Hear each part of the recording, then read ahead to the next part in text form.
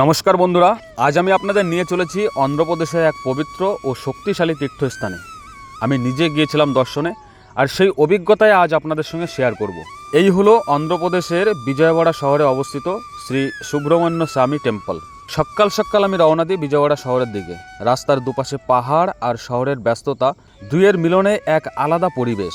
মন্দিরের কাছে পৌঁছাতেই ভক্তদের ভিড়, ধূপধুনোর গন্ধ আর ঘণ্টার শব্দ, মনে হচ্ছিল যেন এক অন্য জগতে চলে এসেছি।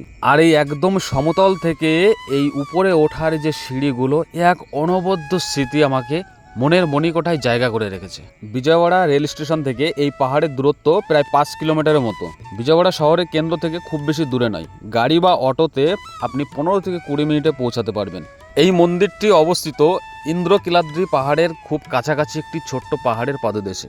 এই পাহাড়ে ওঠার জন্য রয়েছে সুন্দর পাকা সিঁড়ি। অসংখ্য সিঁড়ির ধাপ উঠতে উঠতে মনে হচ্ছিল প্রতিটি পদক্ষেপ যেন এক একটা আধ্যাত্মিক যাত্রা। পথের দুপাশে ছোট ছোট দোকান, ফুল, প্রসাদ, ভক্তদের জয় সুব্রহ্মণ্য ধ্বনি, পুরো পরিবেশটাই ছিল ভক্তিময়। ইন্দ্রকিলাদ্রি পাহাড়ের বিষয়ে একটু বলি।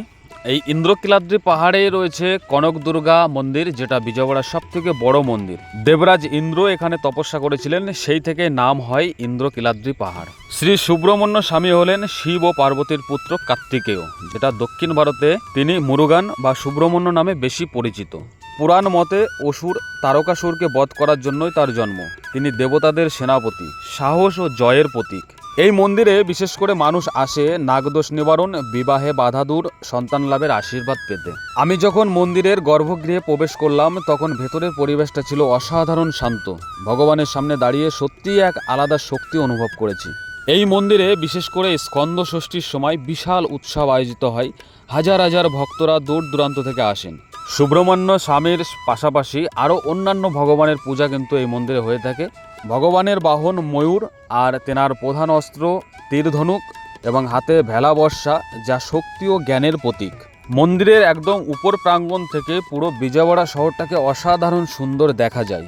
দূরে কৃষ্ণা নদী, শহরের রাস্তা, বাড়িঘর সব মিলিয়ে এক অপূর্ব দৃশ্য। সন্ধ্যার সময় সূর্য যখন ধীরে ধীরে অস্ত যায়, তখন এই পাহাড়ের উপরে দাঁড়িয়ে দৃশ্যটা যেন স্বর্গীয় মনে হয়। প্রধান মন্দিরের উপর থেকে নিচের দিকে তাকালেই আপনার চোখে পড়বে সুন্দর একটি ছোট্ট জলাশয়, যেটি পাহাড় কেটে তৈরি করা হয়েছে। এবং এই পুরো পাহাড়টা লক্ষ্য করলে মনে হবে যে এই জায়গায় এক অদ্ভুত আধ্যাত্মিক শক্তি আছে।